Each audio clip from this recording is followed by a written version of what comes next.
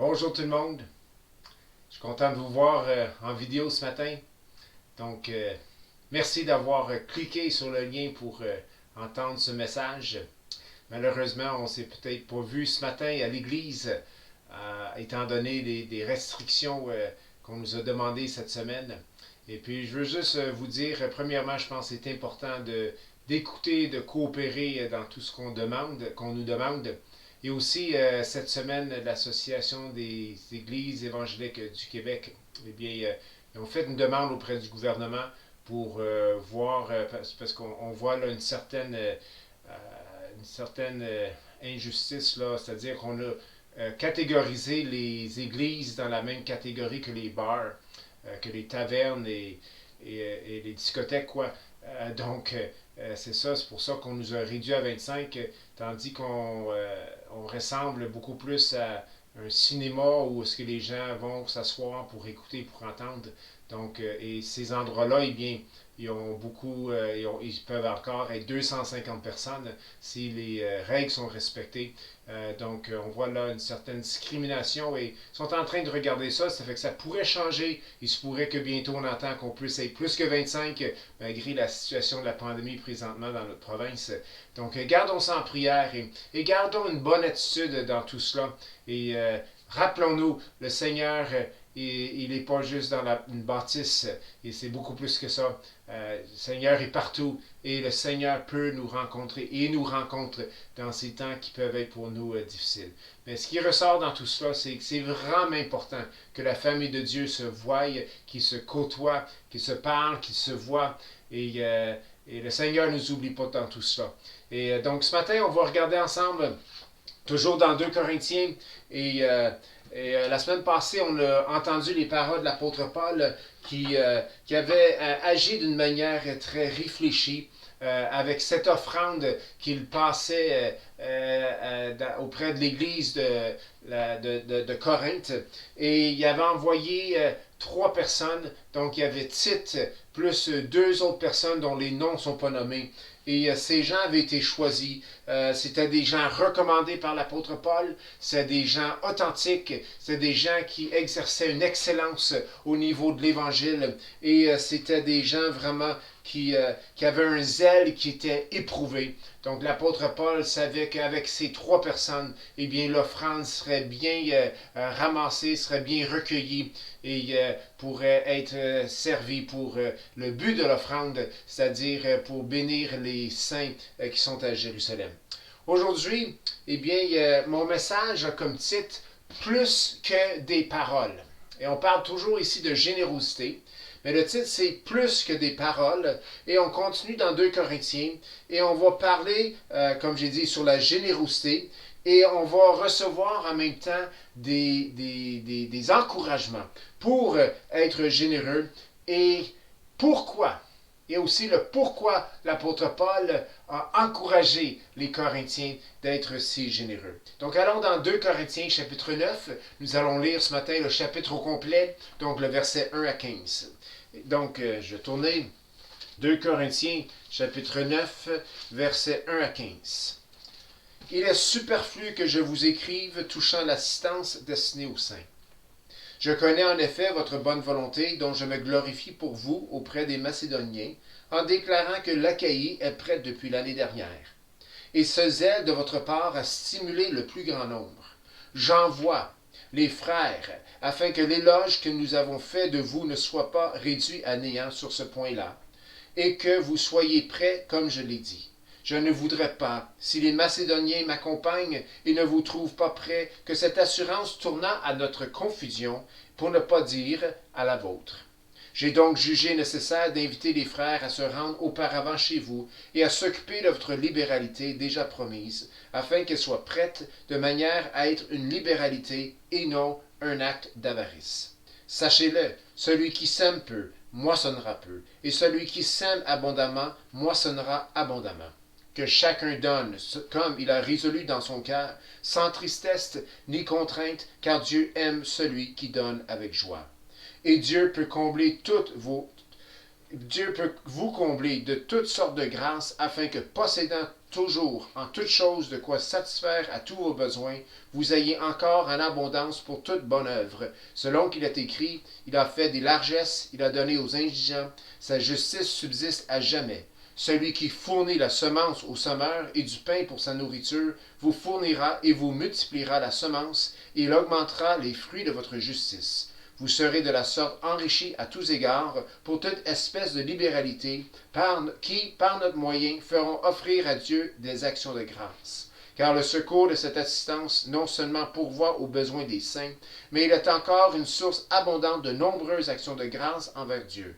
En considération de ce secours dont ils font l'expérience, ils glorifient Dieu de votre obéissance dans la profession de l'évangile de Christ et de la libéralité de vos dons envers eux et envers tous. Ils prient pour vous, parce qu'ils vous aiment et à cause de la grâce éminente que Dieu vous a faite. Grâce soit rendue à Dieu pour son don ineffable.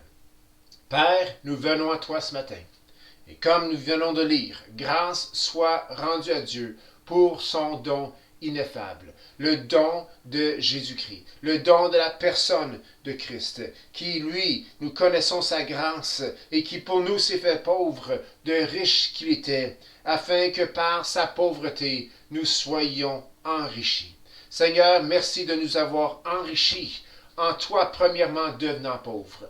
Apprends-nous, Seigneur, encore ce matin sur ces principes ou ce principe autour de la générosité, afin, Seigneur, que nous puissions, nous, encore dire grâce soit rendue à Dieu pour son don ineffable. Et c'est dans le précieux nom de Jésus que nous avons prié. Amen.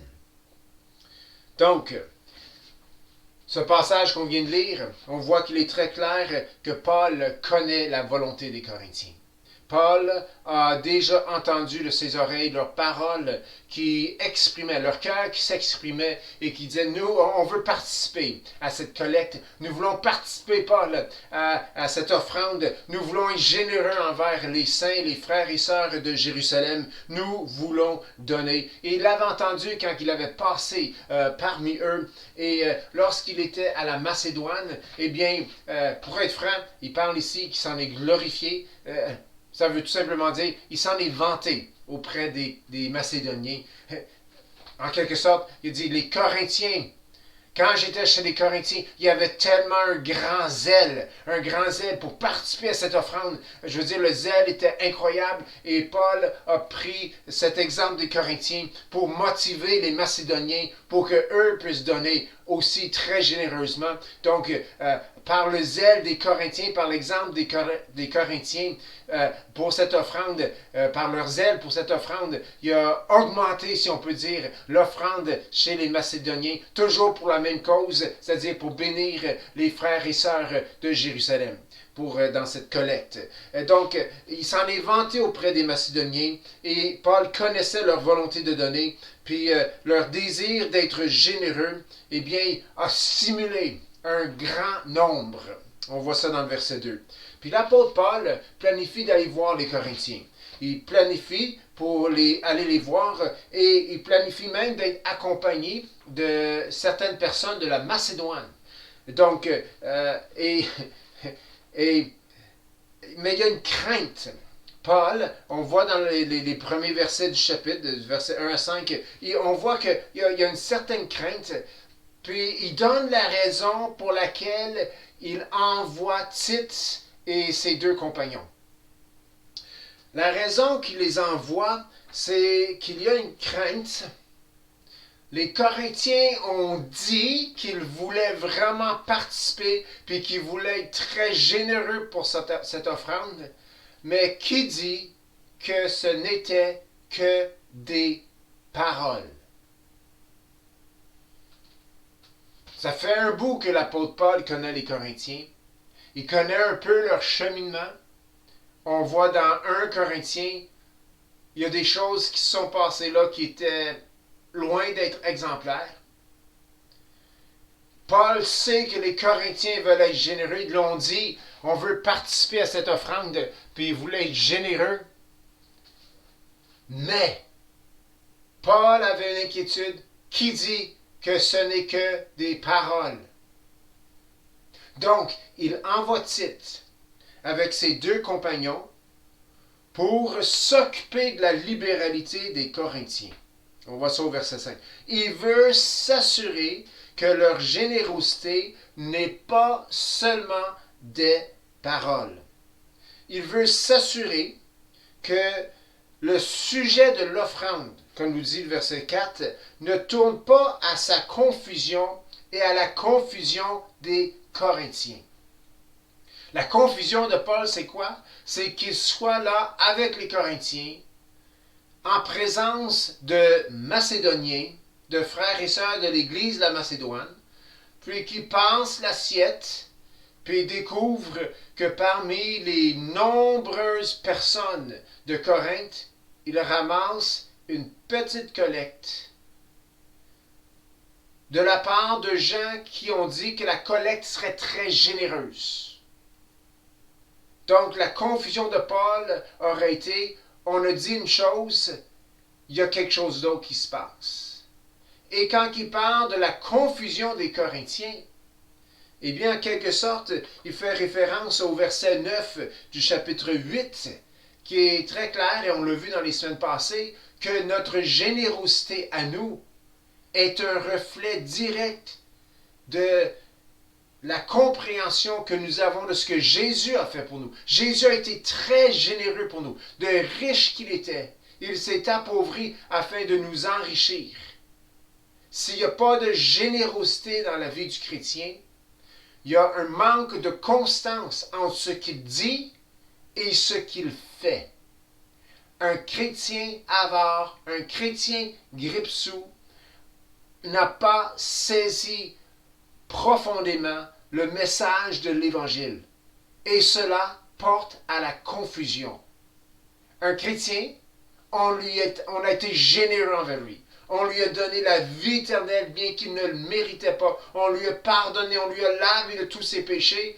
Et il ne donne rien, il n'est pas généreux. Cela amène à la confusion.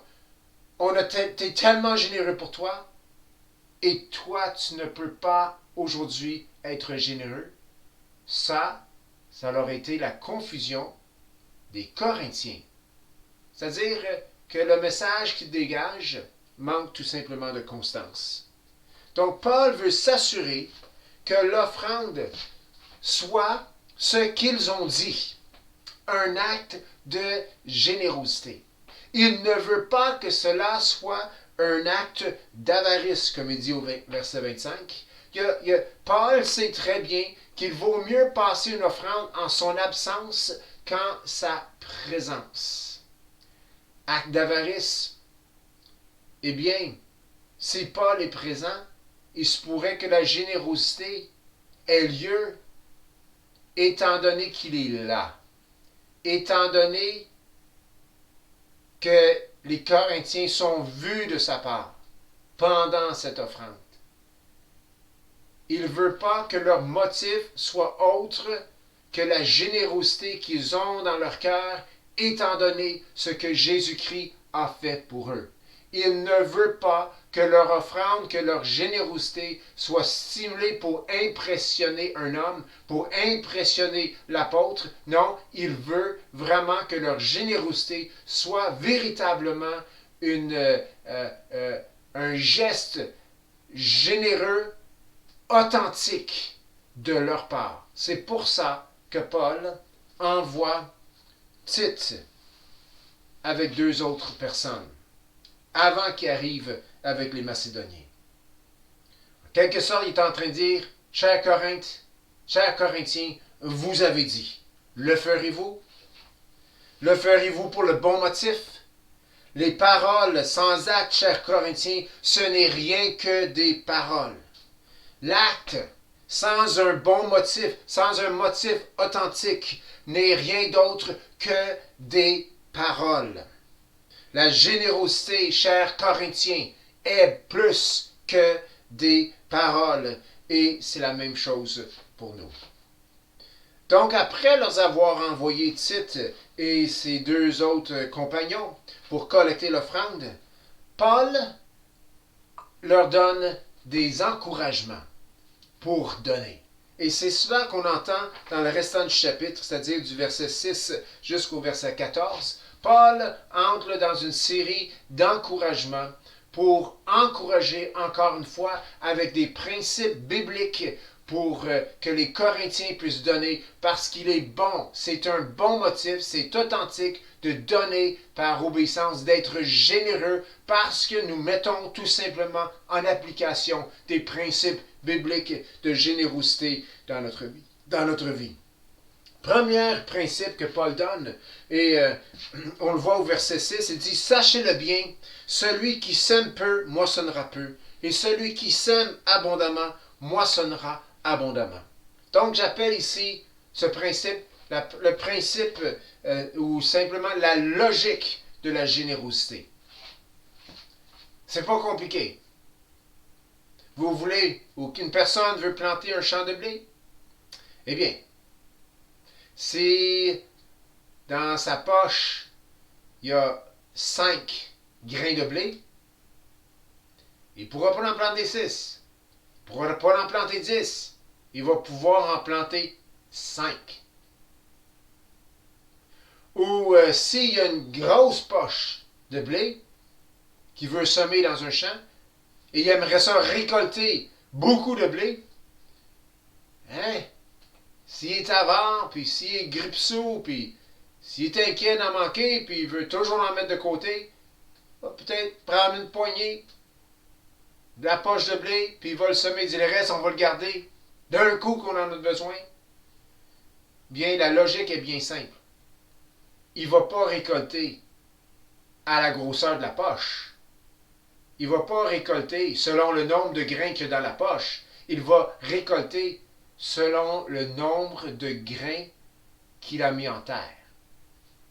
S'il sème beaucoup, il va récolter beaucoup. S'il sème un peu, il va récolter un peu. La logique de la générosité. Tu vas récolter directement en proportion de ce que tu as semé. Donc, c'est un encouragement à la générosité. Paul dit aux Corinthiens, semez beaucoup, donnez beaucoup, soyez généreux.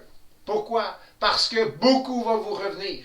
Le Seigneur va être généreux dans vos vies par la suite. Et comme il dit au verset 8, et Dieu peut vous combler de toutes sortes de grâces. Toutes sortes de grâces, pas juste une grâce, toutes sortes de grâces. Donc la générosité, le principe, la logique de la générosité, c'est un peu donne un peu, beaucoup donne beaucoup. Donne beaucoup. C'est ce que dit l'apôtre Paul.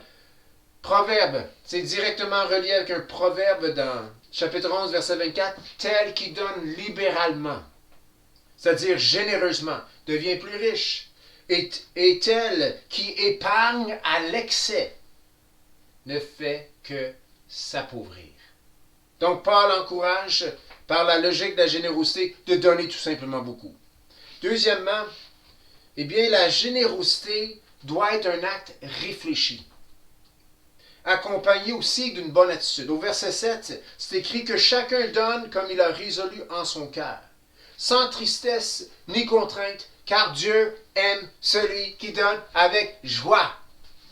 Oh, j'aime ce verset. Que chacun donne comme il a résolu dans son cœur, sans tristesse ni contrainte, car Dieu aime celui qui donne avec joie. La générosité doit être un acte réfléchi, comme il a résolu dans son cœur. Paul encourage les Corinthiens d'être généreux. Plus que vous donnez, plus que vous allez récolter.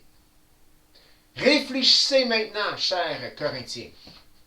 Parce qu'il y a quelque chose d'autre qui peut stopper ou bloquer l'effet de votre générosité. C'est si vous donnez avec lamentation, c'est si vous donnez avec tristesse, eh bien, cela va bloquer la puissance de votre générosité. Et Dieu veut bénir, mais Dieu aime celui qui donne avec joie. Tu peux donner tous tes biens, cher Corinthien. Tu peux faire un acte de générosité incroyable. Mais si tu pleures, puis tu brailles, puis tu te lamentes parce que je ne me resterai plus rien, Dieu n'aime pas ça.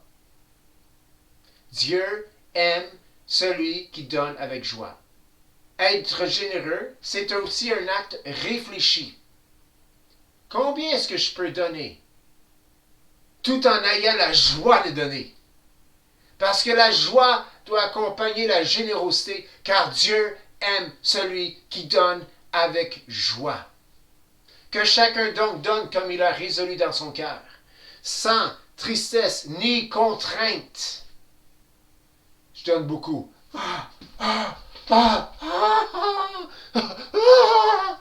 Non, c'est pas ça. Je donne beaucoup. Oui, merci Seigneur, je suis content de donner. Sans tristesse, sans contrainte et avec joie, car Dieu aime celui qui donne avec joie. Donc, il y a ici donc un autre conseil que Paul donne, c'est tout simplement que la générosité doit être réfléchie et faite avec joie. Troisième principe qu'on voit ici, le troisième encouragement pour donner, pour être généreux, eh bien, Paul rappelle aux Corinthiens, il leur rappelle au sujet du pourvoyeur. Les Corinthiens donnent dans l'offrande, mais il y a quelqu'un qui est plus grand que leur don. Et cela, c'est le Seigneur. Quand tu donnes, quand nous faisons, ou une personne fait acte de générosité, il ne faut jamais qu'il oublie que ce qu'il donne est beaucoup plus petit, beaucoup plus inférieur que celui qui lui a donné ce qu'il donne. Paul dit au verset 8, il dit, « Et Dieu peut combler, vous combler, de toutes sortes de grâces, afin que possédant toujours en toutes choses tout ce dont vous avez besoin, vous ayez encore en abondance pour toute bonne œuvre. » Donc Paul leur rappelle, il les encourage à donner. Il dit, rappelez-vous que quand vous donnez, celui qui vous a donné ce que vous avez donné peut vous combler de toutes sortes de grâces dans tous les domaines de votre vie. Et même il peut vous donner plus que ce que vous avez strictement besoin afin que vous puissiez aussi être généreux dans toute bonne œuvre. Quatrièmement, Paul encourage les Corinthiens pour donner, pour faire accroître leur justice. Au verset 10, c'est écrit, « Celui qui fournit la semence au semeur et du pain pour sa nourriture, vous fournira et vous multipliera la semence, et il augmentera les fruits de votre justice. » L'apôtre Paul met en lien deux choses ici. La générosité du chrétien, il le met en lien avec les fruits de sa justice. Paul encourage les Corinthiens de donner. Il dit, plus que vous êtes généreux, plus que les fruits de votre justice seront évidentes, seront abondantes. Si vous donnez un peu de fruits de justice. Si vous donnez beaucoup de fruits de justice. Et les fruits de justice, c'est ni plus ni moins qu'une plus grande ressemblance à la personne de Jésus-Christ, à la personne qui s'est appauvrie pour nous afin de nous enrichir. Donne beaucoup, dit l'apôtre Paul, et tu ressembleras davantage à Jésus-Christ. Les fruits de la justice augmenteront dans ta vie. Cela, lorsque nous donnons, dit Paul, lorsque vous faites acte de générosité authentique, lorsque c'est plus que des paroles, eh bien, chers amis, cela met en action la grâce de Dieu dans ta vie. Quand nous sommes généreux et que c'est plus que des paroles, eh bien, le cœur n'a pas le choix que de s'ouvrir. Et étant donné que l'offrande, c'est pour une cause que Dieu même a à cœur, eh bien, ça fait ouvrir notre générosité, fait en sorte que notre cœur n'a pas le choix de s'ouvrir et notre cœur n'est pas ouvert envers n'importe qui. Notre cœur est ouvert envers Dieu et cela fait en sorte que la grâce de Dieu puisse être en action et les fruits de notre justice augmenteront. Montrez-moi un chrétien avare et je te montrerai un chrétien qui a peu de fruits de justice dans sa vie. La grâce de Dieu, dit Paul au verset 1, chapitre 8, s'est manifestée dans les églises de la Macédoine. Lorsque nous donnons, cela active de manière pratique la grâce de Dieu dans nos vies et nous devenons des chrétiens qui vivent la transformation et c'est le but de Dieu pour nous. Dans le fond, c'est le secret de ne pas être un auditeur oublieux. Jacques a dit, mais celui qui plonge ses regards dans la loi parfaite, la loi de la liberté, qui aura persévéré, n'étant pas un auditeur oublieux, mais se mettant en œuvre, celui-là sera heureux dans son activité. Nous sommes heureux dans notre activité lorsqu'il y a des fruits de justice qui proviennent de notre générosité. Et Paul, son dernier encouragement qu'il donne, c'est qu'il dit que votre générosité sera le sujet de beaucoup d'actions de grâce. Vous savez, rendre des actions de grâce, c'est un commandement des Écritures. C'est un commandement dans le Nouveau Testament. Rendez grâce en toutes choses. La générosité des Corinthiens allait avoir comme effet une obéissance spontanée de la part des frères et des sœurs qui allaient recevoir cette offrande. Leur générosité allait stimuler l'obéissance, là encore, du plus grand nombre. Leur parole, déclarant qu'ils seraient généreux, a stimulé la générosité d'un plus grand nombre et de l'Église de Macédoine, mais là, leur offrande, le geste concret d'être généreux allait stimuler l'obéissance d'un grand nombre, car ils allaient rendre grâce. Cette offrande était déjà le sujet de beaucoup d'actions de grâce. Vous savez quoi? Trouvez-moi quelqu'un de généreux. Et je vais pouvoir vous montrer des gens autour de lui qui disent merci, qui rendent des actions de grâce. Quand on est autour d'une personne généreuse, nous devenons des personnes reconnaissantes. C'est comme ça que ça fonctionne tout simplement. C'est beau de voir ça, ces choses mises en action et voir les résultats. Donc, chers frères et sœurs, il y a une logique dans la générosité. Si nous donnons un peu, on va récolter un peu. C'est une logique toute simple. On doit réfléchir à notre générosité. Et en réfléchissant, nous disposons notre cœur, à donner de la bonne manière et même à donner beaucoup, même des fois de donner et que ça l'affecte les autres choses qu'on aurait peut-être voulu faire. Et lorsqu'on donne, on se rappelle que celui qui nous a donné ce qu'on donne est tellement plus grand. Tout est entre ses mains et peut nous le rendre au centuple. Et la générosité, frères et sœurs, fait augmenter notre justice. La générosité met en branle la grâce de Dieu dans nos vies et fait en sorte, c'est un outil puissant entre les mains de Dieu pour accomplir son plan parfait pour nous, c'est-à-dire nous emmener à la ressemblance, pas d'un principe, mais d'une personne, et cette personne s'appelle Jésus-Christ. Les fruits de notre justice, ou si on préfère, les fruits du Seigneur Jésus-Christ. On n'est pas appelé à devenir des paroles.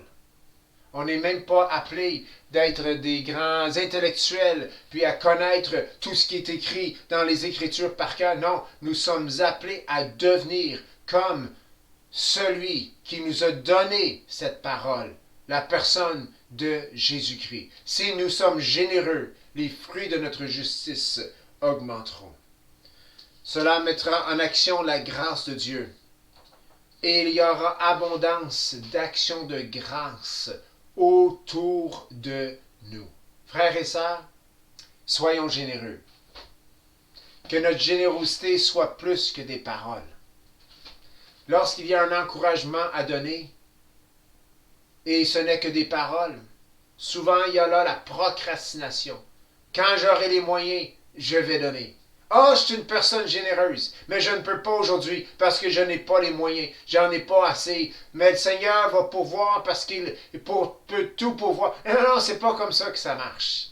Le Seigneur nous demande d'être généreux aujourd'hui, que notre générosité soit plus que des paroles, que cela soit un geste concret, une action que nous appliquons dans nos vies. Donc, quel genre d'application est-ce qu'on peut tirer dans tout cela? Vous savez, la générosité, c'est beaucoup plus que juste notre portefeuille. C'est un don de soi. La générosité de Jésus, c'était rien de monétaire comme tel. C'était un don de lui-même, de sa personne. Il s'est donné au complet. Il était très généreux. Et le principe de la générosité s'applique, oui, lorsqu'on est généreux, mais s'applique encore de manière encore plus pertinente là où nous sommes pauvres. Donc, ça s'applique dans le domaine où nous sommes pauvres, c'est-à-dire la générosité. Le Saint-Esprit veut qu'on applique le principe de la générosité dans le domaine où nous avons été cheap par le passé. Désolé pour le terme, mais tout le monde comprend ce que ça veut dire être cheap. Dans quel domaine de nos vies avons-nous été cheap pour Dieu par le passé? Donc, c'est l'application que je vous encourage cette semaine. Allons dans la prière. Trouvons le domaine où nous avons été cheap envers Dieu dans le passé et soyons généreux. Vous savez, quand on a été cheap, qu'on a donné juste un tout petit peu dans un domaine par le passé, être généreux, c'est peut-être donner 5 fois plus, puis c'est peut-être pas beaucoup, mais pour nous, c'est généreux parce que cela nous sort complètement de notre zone de confort. Ça nous fait en sorte d'aller quelque part où nous n'avons pas été auparavant pour être généreux dans ce domaine. La générosité, c'est un appel encore à l'obéissance dans chaque domaine de notre vie. Donc, allons cette semaine dans la prière, demandons au Seigneur le domaine où nous avons été cheap. Vous savez, ça ne prendra pas trop longtemps. Il va nous le montrer. Il va nous conduire à un endroit où nous sommes maigres, où nous avons récolté peu. Parce que là où on a été cheap, on a mis quelques semences pour récolter quelques fruits. Ou peut-être on a mis 0 semence parce qu'on a été cheap et on a récolté 0 fruit. Mais allons dans la prière, demandons au Seigneur où est-ce que nous avons été cheap et il va nous montrer où c'est maigre dans nos vies. Ensuite, posons un acte réfléchi. Comment aujourd'hui est-ce que je peux être généreux dans ce domaine et de le faire avec joie? Car Dieu aime celui qui donne avec joie. Il ne veut pas qu'on donne avec tristesse ou contrainte, il veut que nous donnions avec joie. En regardant ce sujet, je découvre vraiment que la générosité nous amène hors de notre zone de confort, nous amène à un endroit de dépendance sur Jésus-Christ. Et ça, c'est merveilleux, parce que lorsqu'on est dépendant de Jésus, le Saint-Esprit se met à l'œuvre dans nos vies et les fruits de notre justice augmentent, abondent dans ce domaine. Donc, chers frères et sœurs, quand on regarde ce passage, en terminant ce matin, l'offrande ou le fait que Paul a envoyé Tite puis ses deux compagnons devant lui, eh bien, c'était beaucoup plus que de sauver sa face devant les Macédoniens. C'était beaucoup plus que, garde, je ne veux pas être dans la confusion devant les Macédoniens, parce que je leur ai dit que vous étiez généreux, puis finalement on a ramassé une petite collecte. C'est beaucoup plus que seulement cette raison pour laquelle il a envoyé Tite et ses compagnons devant lui. L'apôtre savait que la générosité allait mettre en branle une plus grande dimension pour les Corinthiens. C'est son souhait. L'apôtre Paul, dans 2 Corinthiens, connaît beaucoup plus les Corinthiens que dans 1 Corinthien ou avant 1 Corinthien. Paul a vu le cheminement des Corinthiens. Paul a vu le désir des Corinthiens. Paul a vu l'écart des Corinthiens dans 1 Corinthien.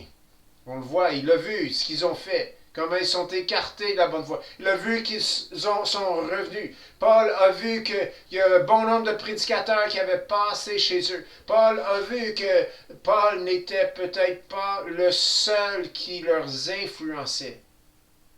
Et Paul sait que s'il peut faire en sorte que le principe de la générosité soit appliqué dans la vie des Corinthiens, eh bien, cela fera en sorte qu'il serait et qu'il resterait sur la bonne voie et qu'il serait sur la voie de la transformation, il serait sur la voie de la guérison, qu'il serait sur la voie de la restauration et qu'il serait sur la voie de la réconciliation avec le Seigneur, et pas juste avec le Seigneur, mais avec l'apôtre Paul lui-même. Donc Paul ici envoie Tite et ses compagnons, pas seulement pour sauver sa face, mais pour faire en sorte que les Corinthiens puissent bénéficier de toutes sortes de grâces, afin que possédant toujours en toutes choses, c'est pas juste le matériel, c'est toutes choses de quoi satisfaire à leurs besoins, et bien qu'il y ait encore en abondance pour toute bonne œuvre. Paul veut voir les fruits de la justice des Corinthiens augmenter et être dans l'abondance. Paul veut que les Corinthiens sèment avec abondance parce qu'il veut voir une grande récolte spirituelle dans leur vie et dans leur assemblée. Chers frères et sœurs, la générosité, c'est plus que des paroles. Le Seigneur veut former en nous plus que des paroles. Le Seigneur veut former en nous une personne.